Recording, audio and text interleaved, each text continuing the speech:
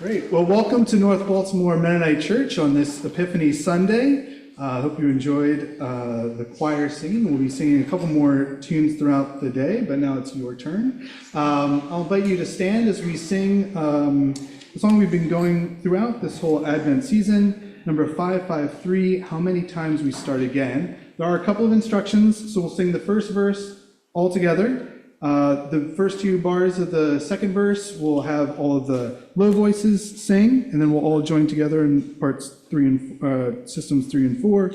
We'll flip that, so verse 3 we'll have the high voices sing, joining together in parts in 3, and then we'll sing all together verse 4. So how many times we start again? Please stand.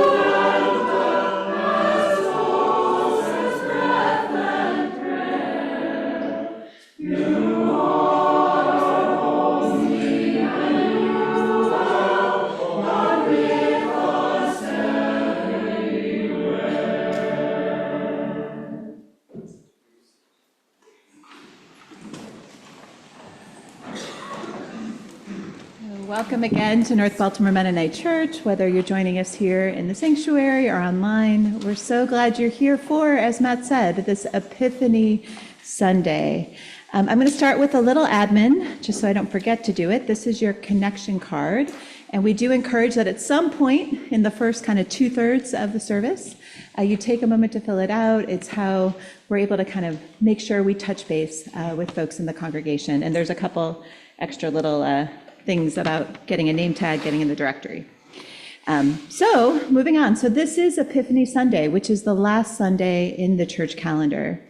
And Epiphany means revelation.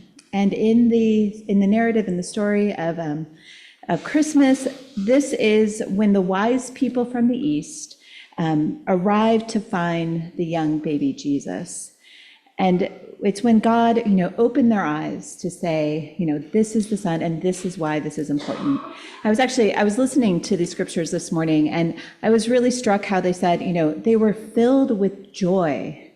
And then Herod, then they had to run away from Herod. And I don't know, it just felt it felt really fitting, right? That we can live with these two things. We can be filled with joy in a time when it feels like joy might be hard to find. So this is actually also, this first Sunday of the year is meaningful to us as Mennonites and a Mennonite congregation. This year, 2025, marks 500 years of Anabaptism, and that's something we're going to be hearing about. But today actually marks that the first Sunday in 1987, when maybe about half of this congregation was in the world, was the first time that the church met here in this building. And so that is something, bringing together Epiphany, our own church's kind of birthday, is something we're going to bring together as we conclude this theme of being together on a journey and acknowledging how we as a community walk together. So I'm going to have you join us in the call to worship, and then also walk with us through what is a bit of a special service. The words should be up here. Jesus, grant that we may learn from you as long as we may live. That we will mature in wisdom and years. Just as you listened and questioned, grant us humility. That we will sit among the teachers. We look to you, Emmanuel. Jesus, teach us how to learn. And I would invite the candle lighters to come on forward.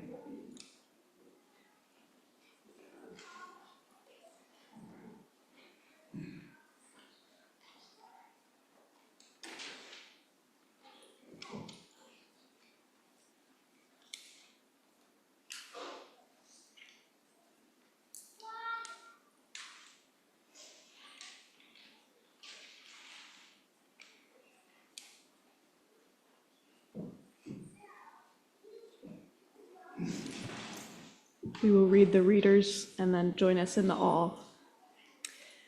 We never stop facing opportunities to learn. We learn through successes and achievements. We learn through mistakes and failure. In our learning, we can also mentor others and model wisdom along the way.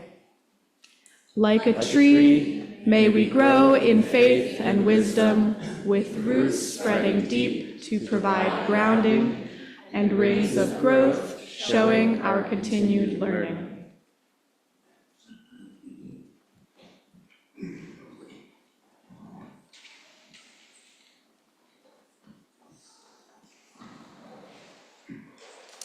I invite you to stand again as you're able as we sing our first song here. A voice was heard in Ramah. Usually not one that picks songs based on the words, but this one I thought is particularly appropriate in this time. As we think of the hostages in Gaza, we think of the destruction in Palestine. We cry out and we pray for peace.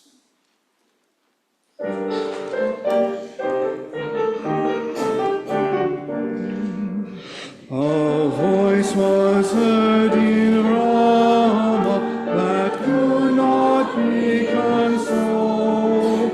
As Rachel wept for children she could no longer hold.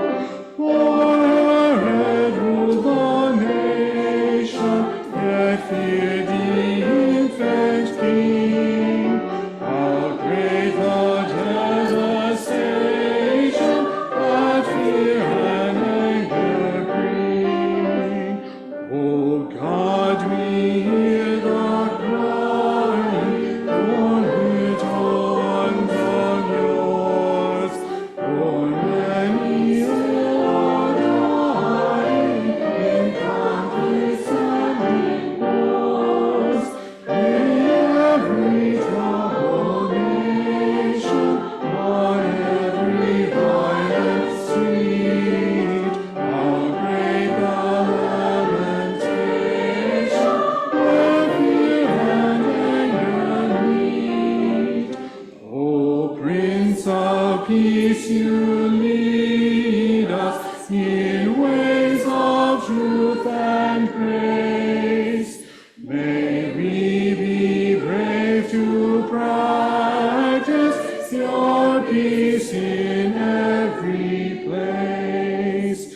To love each fear-filled nation, to serve each each troubled street. How great the celebration when peace and justice meet.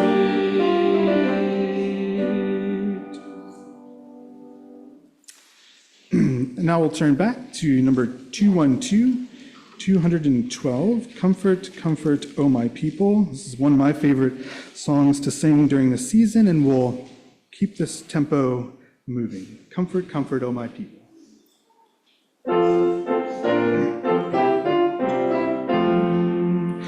Comfort, comfort, O my people. Speak of peace now, says our God. Comfort those who sit in shadows, mourning 'neath their sorrows low. Speak unto Jerusalem of the peace that waits for them. Tell of all the sins that covered, and the growth there now is over. Hark the voice of one who's crying in the desert far and near, bidding all to full repentance, since the kingdom now is here. Oh, the roaring cry obey, now prepare for God away. Valleys rise in exaltation, hills bow down in adoration. Oh, make straight the thorns broken, make the lover places plain.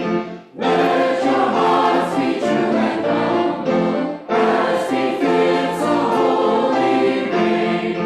For the glory of the Lord, now of earth we shall abroad, and all flesh shall see the token that God's word is never broken.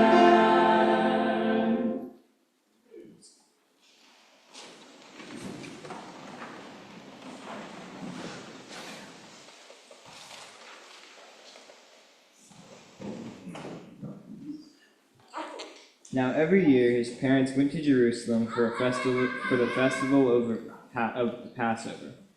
And when he was 12 years old, they went up as usual for the festival. When the festival was ended and they started to return, the boy Jesus stayed behind in Jerusalem, but his parents did not know it. Assuming that he was with the group of travelers, they went on the day's journey. Then they started to look for him among his relatives and friends. When they did not find him, they returned to Jerusalem to search for him. After 3 days, they found him in the temple sitting among the teachers, listening to them and asking them questions. And all who heard him were amazed at his understanding and his answers. When his parents saw him, they were astonished. And his mother said to him, "Child, why have you treated us like this? Look, your father and I have been searching for you in great anxiety." He said to them, "Why were you searching for me? Did you not know that I must be in my father's house?" But they did not understand what he said to them. Then he went down with them and came to Nazareth. He was obedient to them. His mother treasured all these things in her heart. And Jesus increased in wisdom and in years, in divine and human favor.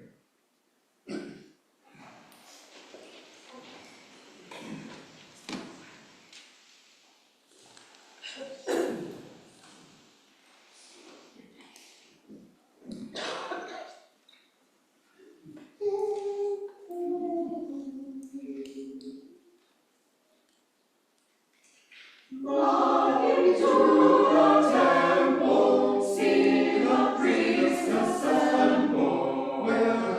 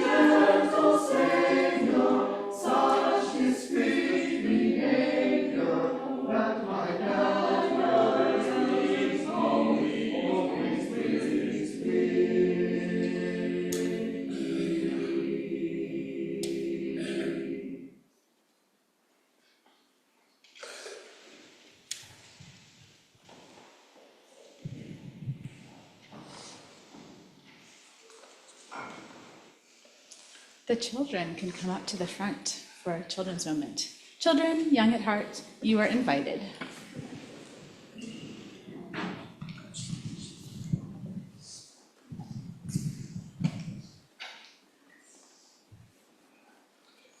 Good morning.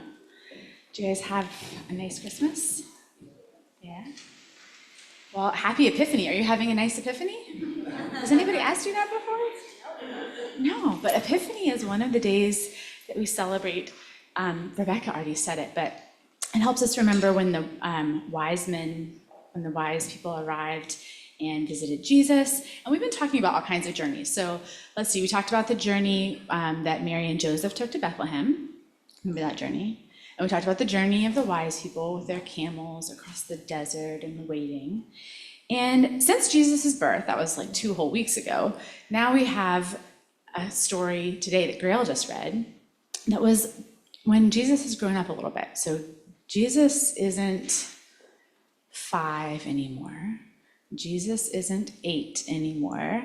Jesus is 12. Anybody here 12?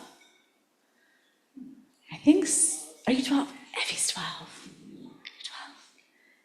Silas is 11, he's close. So somewhere in the Evie Silas range is how old Jesus was in this story. And the family has taken another trip. This time they're going to the temple. So Mary and Joseph and Jesus have gone to the temple in Jerusalem, and it's not really exactly like our church where we mostly just come on Sundays. The temple had things happening all the time. There were people there were things to buy, there were people who were worshiping, there were probably quiet spaces, there were probably really loud spaces, there were animals, there were things to eat, sort of like we have. There was a lot happening, and this only happened once a year that they made this big journey, so it was a big deal. And Jesus was 12. And so what do you think between when Jesus was born and Jesus being 12, what changed? I mean, he grew up a little bit, so what looks different? How big is his body? He got smarter. Smarter, oh, good one. He absolutely got smarter. What else has changed? He got taller. He got taller, for sure. Yeah, what else? So he changed on the outside, he changed on the inside, and Jesus, yeah, what else? He's gotten closer to God. Yeah, he's growing closer to God. And Grail read that part where it was saying that he was talking and teaching, and that's not something that 12-year-olds always did. So that was sort of a surprise. But when we think about growing up, the first thing we think about is getting taller or our bodies getting bigger. And what you guys said, what Kaya said, what Oz is saying, are also true. We change on the inside. But can you see that? Can you measure that? Has your parents ever measured how much you grew on the inside? How do you tell? No, your height's on the outside. How can you tell how you're growing on the inside? You ask lots of questions. That's a good one. How else can you tell? Yeah. How you interact with other people? Yeah. So for a tree, we see a tree getting taller and taller, but have you ever counted the inside? What does the inside of a tree tell us? You want to take that and pass it? What does it tell us? It tells us how old, the rings tell us how old the tree has been surviving. So you can look at the rings, you can pass some of these around, and right over there behind Pastor Ashley is a really, really big one. Can you guys see that? Go over there and see if you can count some rings on that really, really big one. What do you see, B?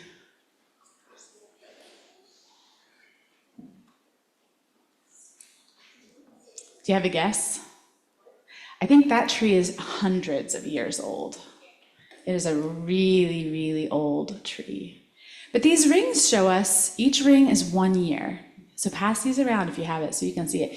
Each ring is 1 year. And sometimes when trees grow, they have years that are really good and really easy. And we might even say like full of joy. Sometimes they have lots of water, the weather is good, the conditions are good, and the ring is big and wide.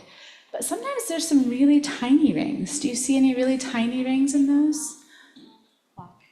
Because they had a bad year. Yeah, sometimes the rings are small. It's hard growing conditions. And so sometimes that can be true for us too. Just like trees grow, we grow physically bigger and with wisdom. But sometimes the journey is a lot harder. Sometimes our ring is going to be small. And then sometimes we have rings that are going to be really large. So as you add rings to your own tree, let's all grow stronger in the journey and the paths before us. And remember that God is gifting you the year. God is gifting you this exciting journey, no matter what your ring is like this year. So you can go back to your seats, and as you go, make sure you look at that big tree ring over there.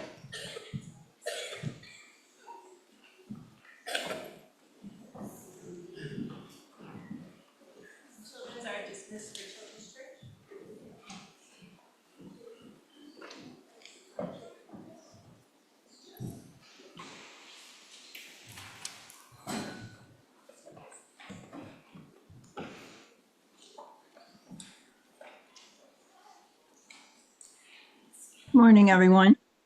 I'm reading Psalm 2, verses 7 and 8. I will tell you of the decree of the Lord. The Lord said to me, "You are my child. Today I have begotten you. Ask of me, and I will make the nations your heritage, and the ends of the earth your possession." The word of the Lord.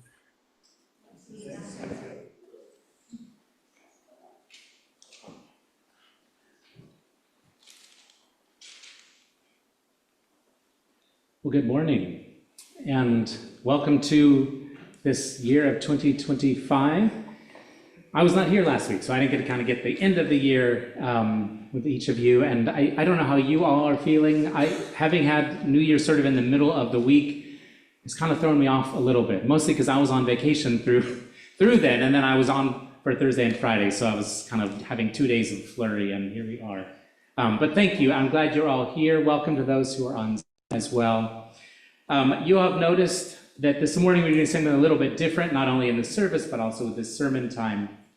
Because what I wanted to do this morning is kind of tying into what Rebecca was saying about celebrating North Baltimore Mennonite Church on this day, kind of marking this day on which we started many, many years ago, and this importance of being part of something. This importance of being part of something. And so some of us, I've heard kind of describe church for them as like family. It's like a place where they can be known, where they can share stories. For others of us, family isn't that place, right? Like that is not our place where we have lots of warmth and love. So it's an okay metaphor for some of us, maybe not for all of us, but this idea that everyone has a place. And it's interesting being in a community that has existed since 1987, when there's very few of us who have been around, Paul, from that time. So we've all kind of come into this story. So that is like a family, right? Over generations, right? We all have a time where we come into it. And what I wanted us to do a little bit this morning, just really briefly, but we'll keep doing this over the next while, is I'm struck by the power of telling stories to one another and with one another. So I don't know how all of you spent your holidays. Margie and I went to California for a couple of days and got to be with family and friends. And really one of the best parts of doing that, beyond seeing those family and friends, is you get to talk about that person or that thing that you did or that place you went, or, you know, so it's storytelling, isn't it? And so we do that with people that we have relationship with. We have relationship with each other. We all come into this story at different times. So I want us to tell some stories because those are part of shaping our identity collectively. And it really is kind of a unique church in that sense. I will say that because often you have people who have been here for all the time, and we have very few people that have been here for all the time, and then lots of people that have come at different spaces. So we have it's an interesting dynamic in our church in particular.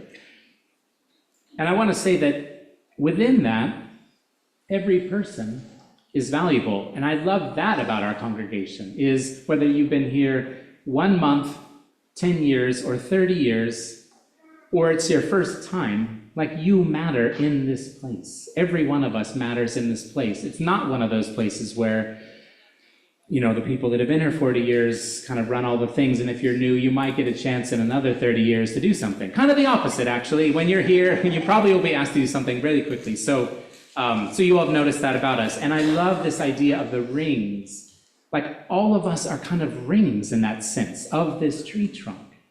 And, you know, multiples of us come into those different rings, and some of those rings are thin, and some of them are thick. And I think I appreciated that you acknowledged that some years aren't great years, and some years are very rich and full years. And that is the nature of life and story. So that's what we're doing. This morning, we're going to hear just from 3 people. And I asked them just to tell a story of your time at North Baltimore. So it's not at all encompassing. It's not meant to say everything they've ever thought about the church, just one story. It's a chance for us to hear stories, to get to know each other a little bit better and know a little bit about the church that we're a part of. And I hope that as we hear a couple today, we'll find opportunities to share those with one another.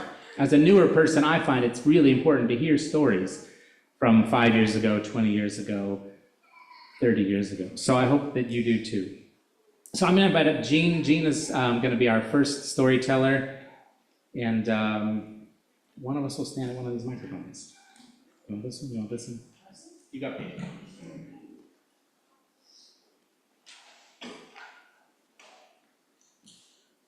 Arthur said 5 minutes. Max.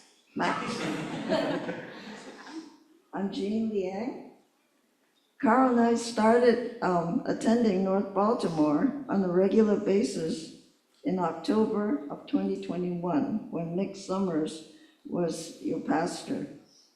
We had actually popped into North Baltimore several times before that, but it wasn't until the rainbow flag showed up on your outdoor post that we decided to seriously revisit you. Our first involvement with North Baltimore was Fall Workday 2021. I was helping Absalom put some mulch around a tree, and we started chatting. Absalom asked where I was from, and I told him Madison, Wisconsin. And he replied with, "My uncle lives in Madison." "Oh, what's his name?" Trying to assure a doubtful Absalom that everyone in Madison knows everyone. "Mike Schenk," Absalom replied. "Mike is my neighbor. He lived directly across the street from me. He was the church mentor to my son, Isaac, all through his high school years." Fast forward a year or so, and here I am, mentor to Lila, Absalom and Kendra's daughter. I hope that Lila and my time together will be as meaningful as Mike and Isaac's were. Small world. This is a small Mennonite world. And I bet if we started chatting, I would know your second cousin from Kansas. I'm not a birthright Mennonite, ethnic Mennonite. I did not go to Goshen, EMU, Bethel, or Heston. I can't sing, period. Much less sing 4-part harmony. But I did receive the first edition of More or Less Cookbook back in 1978. But back then I thought the Mennonites were the Amish. But still, we found a way to connect to each other, a connection of a higher order beyond Mennonite heritage. You welcomed us into your Mennonite family. You're welcoming us here at North Baltimore has enabled me to feel grounded. And by being grounded has allowed me to ignore the negative noise which surrounds us and can hold us down. By being grounded, I can see God's vision for the world more clearly and encouraged to work for it more dearly. So we're really glad that your rainbow flag called us back in, and for your welcome when we came. For your hymn singing revitalizes us. Your lentil meals nourish us. Your small groups and retreats invigorates us. And of course, Kathy Miller's chocolate marshmallow rolls gives us that needed oomph. We really appreciate the bike rack you put up for us on that Fall Workday 2021. It is now so popular that we have to get to church early just to get a parking spot. Absalom and Kendra, thank you for sharing Lila with me. We are together on the journey, nurturing faith, and I'm eager to be on this journey with you.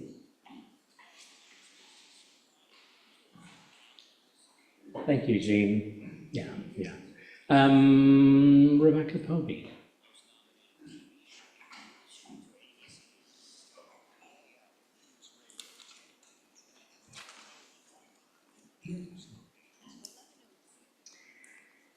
So I first started attending NBMC in February of 2025, February of 2005, which I find hard to believe. I find it hard to believe that I'm old enough to have attended a church for 20 years as an adult. That there must be something wrong with this math. And I could tell a lot of stories. I could tell stories of the multiple iterations of small groups that I've been in, of learning to sing in 4-part harmony and how different that was from my experience growing up as an Episcopalian, where it was the choir that sang and everybody else just sort of anemically followed along.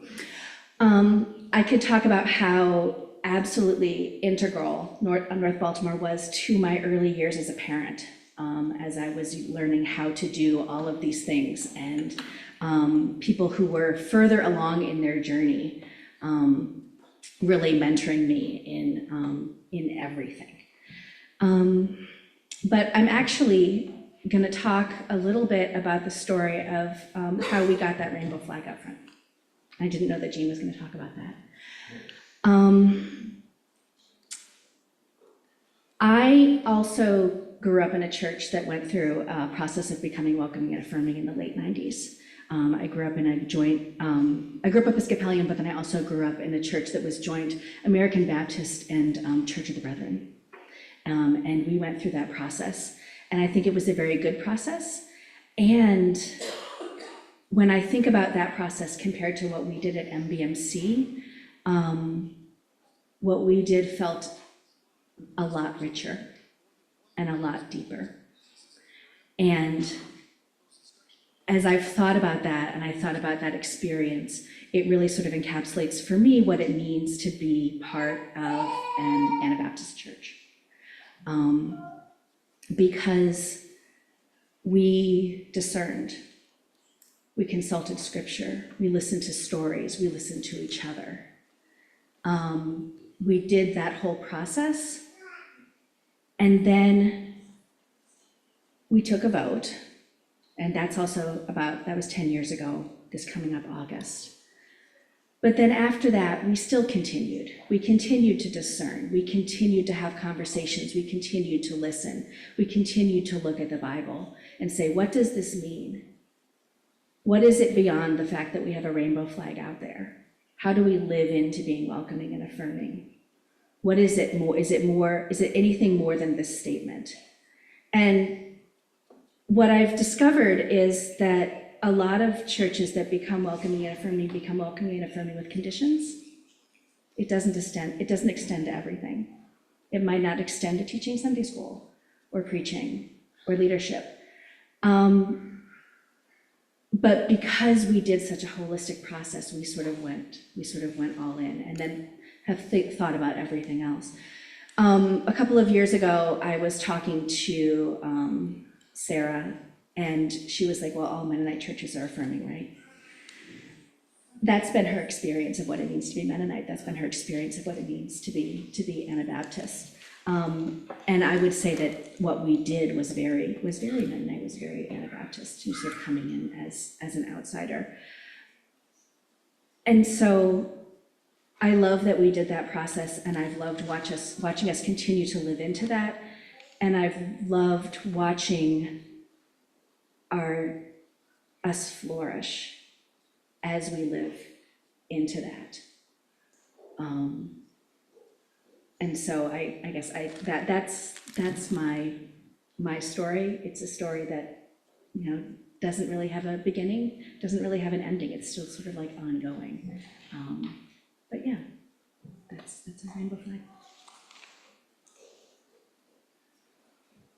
Oh, thanks, Rebecca. All these stories make me want to hear more about those stories. I hope that's true for you. Okay, Mark Miller is going to come up. Let's hope nothing happens bad with the sound, because Mark's running sound and he's going to be standing up here. So.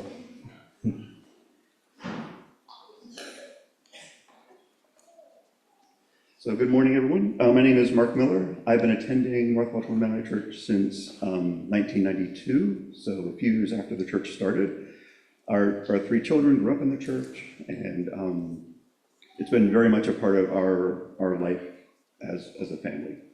The story I want to tell is about Frank Nice, who was the first pastor of the church. He came here when the church started in 1987, was here for about 10 years. And after that, he retired and moved down to Harrisonburg. But Frank was a very, very soft-spoken, very gentle, very just warm and accepting person, very quiet, soft-spoken. The story I want to tell is about a work day that we had at church where one of the things that needed to be done was to fix a fan. I think it was this fan here that wasn't working. So all the other fans would spin and that one would not. And there were a couple of us in the sanctuary who were looking at it and wondering, so how are we going to fix that fan? We have a tall ladder, but to lean it against one of the arches just wouldn't get you close enough. And Frank came into the sanctuary and he's like, no, I think we can do that. So we went out and got the big ladder and put it up, and he ended up leaning it against one of the narrow, like really, really narrow beams that goes from front to back, which to my eyes didn't seem like it was wide enough to support a ladder.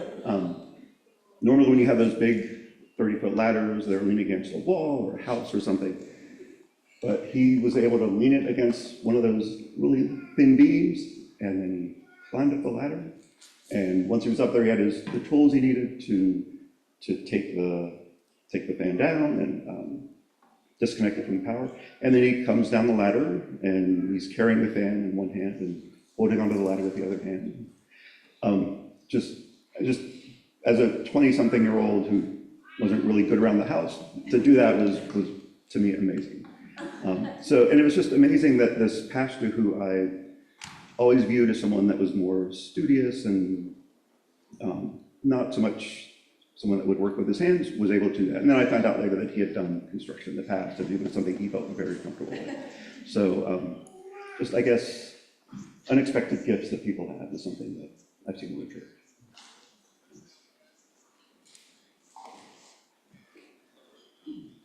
Thanks, Mark. And thank you to Rebecca and to Jean also. I learn things when I hear these, and I hope you do too, and I hope we get to hear some of your stories at other points over time. This morning, let me say this, that in tomorrow's email, we will send out a short little kind of early years reflection that Paul Schlitz put together about a year ago, sort of like about some of those early years and some of the people from those early years. So we'll send that out attached to the email tomorrow, just for you to read over and learn a little bit. And I look forward to kind of hearing more. The other thing that I want you to do, if you consider yourself part of North Baltimore Mennonite Church, is this morning during the fellowship time, there is right on the other side of that closed door right there, a big timeline. And so I would love if you would put on there when you came or got connected to the church. So you can put the month and the year, the whatever, and your name. So you'll understand how time works. Just put yourself on there. There's some pins. So please do that. I'd love as many people to do it today as possible. We'll keep it up, but just so we kind of see, it's another view of kind of how we've become who we are. Okay, I'm going to ask Kendra. She's also got one other special part of the story she's going to talk about.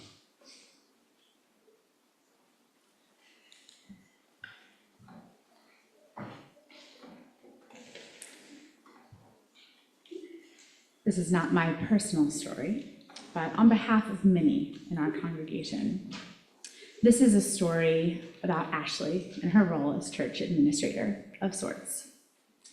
In the fall of 2019, Ashley became our church administrator and learned the job as the previous administrator was transitioning out and moving to a different state. Ashley learned the job as it had been done for the last number of years, maybe a decade. And only a few months later, in March of 2020, most of that went right out the window. And the job description that was written became much less connected to the actual work of being a church administrator during a global pandemic. Ashley was at the forefront of setting up Zoom Church, of orchestrating all of these new roles, the meetings, the emergency meetings, the scheduled meetings, managing the technology, waiting rooms, Zoom that timed out at 40 minutes for some reason back in the day, Sunday school breakout rooms, fellowship breakout rooms, sound checks, all sorts of file sharing nonsense and tribulations. She was part of the group that formed our church policies and then communicated those policies around distancing and mask wearing and when to meet and how Sunday school should be formed. She checked and rechecked the CDC website. We had a reopening committee of which Ashley was, of course, an integral part. I began a term as the church moderator in June of 2020, and so I got to work closely with Ashley because, as it turned out, COVID was just the beginning of a series of eventful, shall we say, years for us as a church. In January of 2021, our long-term pastor shared his resignation letter. Later that summer, we identified and welcomed an interim pastor, Nick, that Jean mentioned, who was with us for 18 months. A year later, in January of 2022, our youth pastor resigned, and the search for a lead pastor was expanded to include a search for a youth pastor as well. When neither of those people materialized very quickly, we expanded our church leadership body to sort of be shouldered by a transition team, a group of people who met frequently over Zoom, and I believe we called ourselves the usual suspects at times. So this was the group of people who really shouldered and shared that leadership role. In spring of 2023, we interviewed and hired Arthur, who with Margie joined us in the summer of 2023. And the story goes on. There was a lot of figuring out new ways of doing things, having different bosses, celebrating people as we said goodbyes, meeting new people and orienting them as they arrived. A lot in a short number of years. And although it was only a 10 to 20 hour a week position, there's also an element of always being on call, particularly during uncertainty. The phrase, "just ask Ashley," which she sometimes said herself too, was uttered very frequently. And that also meant a lot of questions landed in her lap or on her plate that were not necessarily hers to deal with. I did a quick email search to nail down some of this timeline, and was not at all surprised to see that since 2019, I personally have exchanged more than 800 emails with Ashley. That's not counting the churchly like week updates. And this is partly because beyond just being the admin, she has also worn many other hats in this time frame. Ashley has served as elder on the worship committee, on the reopening committee, on search committee, as part of the first transition team, as part of the second transition team, as the Youth Friday Night Coordinator, and then in September 23, formally as our Associate Pastor. She's been a member of Church Council throughout, and the job description from 2019 surely did not include any of these things, even if we are very generous with the other duties as assigned.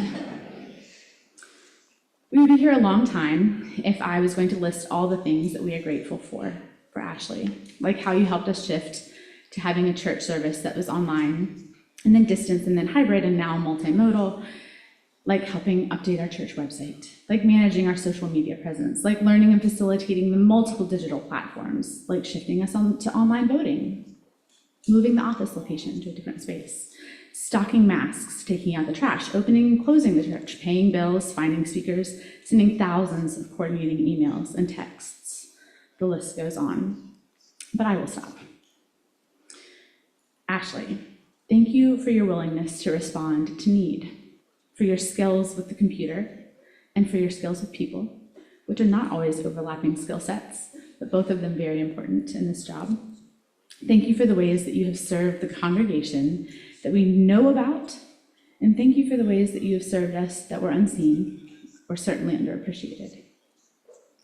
There are a number of metaphors that could be appropriate. I've heard people say that Ashley is the glue that held us together during some of the particularly crazy times. I think we could also think of her as the hub of a wheel, a sort of central point of information that coordinated the work of many other different people and that kept the whole enterprise rolling forward. Or maybe, in our sort of sensory landscape right now, Ashley has been our slime, deftly filling spaces, taking the shape of what is most needed, spreading and covering, and yet somehow still managing to be sparkly and fun. Whatever metaphor you prefer, the reality that we all know is this: the impact of Ashley's faithful service to NBMC and the beloved community here these past 5 years is not something that we can fully grasp, and that yet know has made a lasting impact on how we do church together. We are grateful for you, Ashley, and thank you with our whole hearts. I invite you forward.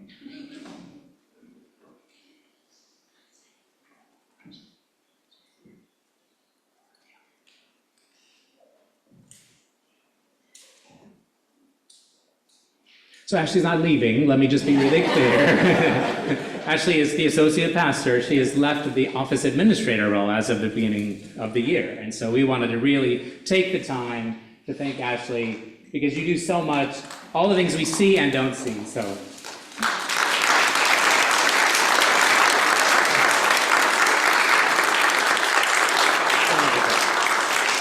So we are going to have a cake. There is cake in the, during the fellowship time, specifically thanking Ashley. And there's also going to be a table where you can write cards. So kind of a gratitude table that's going to be set up in there so that everyone can do that this morning. So I think that's all the things that I wanted to say. Thank you, Ashley. Thank you. Thank you.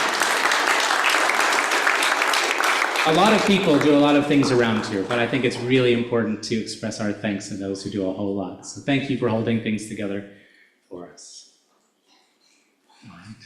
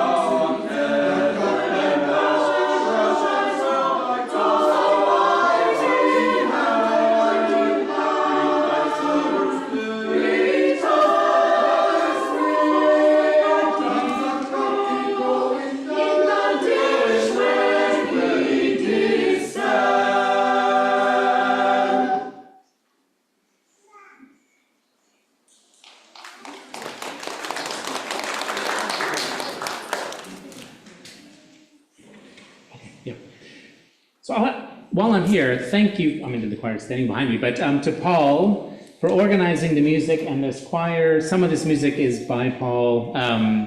So thank you all for being with us. It's beautiful, and thank you, Paul, especially. And they'll be doing some music during our communion time as well, which we're going to do right now. So as part of our worship together, we regularly share communion, a symbolic meal reminding us of Jesus' last meal with his followers.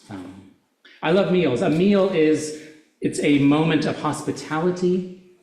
It's a place of relationship. It's for sustenance. And sometimes it's even fun. It's an expression of God's loving invitation. And we believe the Spirit is here when we gather around the table, because at the table, everyone is welcome. Strangers, family, enemies, friends, everyone has a place at God's table. At God's table, everyone is equal. We eat the same food, we drink the same drink, share the same blessing. There's no titles or positions at God's table. At God's table, we're all together. No one is alone when we share this meal. And all of our differences are put aside. You don't have to do anything to come to God's table. All are welcome. Come. So we do this together, joining with others who have come before us in this church, like we've been talking about, and at churches throughout the years, and with people of faith around the world now and in years to come. So together in this, we remember that Jesus, on the night when he was betrayed, took a loaf of bread at a meal. And when he had given thanks, he broke it, and he said, "When you share bread, remember me." And after, Jesus took the cup and said, "This cup is the new covenant. When you drink it together, remember me." So we do these things together to remember. We can celebrate communion to remember Jesus, who he was, what he taught, the significance of his death and resurrection. We celebrate communion to remind us of God's covenant, of God's promise to us, fulfilled in the sending of God's Spirit for all people, to be present, to provide, to love, and to care for us. And we celebrate communion in anticipation and hope. It's a literal small taste of things here, but still yet to come, a restoration of the way things are meant to be. So we use this proclamation: Christ has died, Christ is risen, Christ will come again. So I wonder if you would join me in saying that. Christ has died, Christ is risen, Christ will come again. So let me invite up those who are going to help serve. They can go over there. And I invite us to now share in this symbolic meal of remembrance and proclamation. Here at North Baltimore, it's our practice to serve one another, and we will do that with the words of blessing: the body of Christ to give you strength, the cup of Christ, the promise of eternal life. There will be several places around the room, maybe over there if we need, because we've got a choir in the front right now, where you can go to do that, and where there's juice and bread. The bread is all gluten and nut-free. So you're welcome to go to any of these. Each circle will have someone, like these someones here, to start by passing these with a blessing, and then we'll serve one another. And for those of you who prefer your own space, there is a special table in the fellowship hall that also has bread and juice and the blessings written there. Also, if you'd like to simply stay in your seat and use the time for reflection, that is also fine. So I will just add that we encourage families with children who are participating to do so together, i.e. know where your kids are during this time. And then when you or your group are done, feel free to return to your seats. These guys will be singing up here while we do. So let me pray. God, thank you for this remembrance. Thank you for this symbol. Thank you that we get to share this with one another and people around the world and through time. We remember you, Jesus, as we do, and we thank you that you are with us in this time. So bless this communion in your name. Amen. So let us now share God's love as we eat and drink together.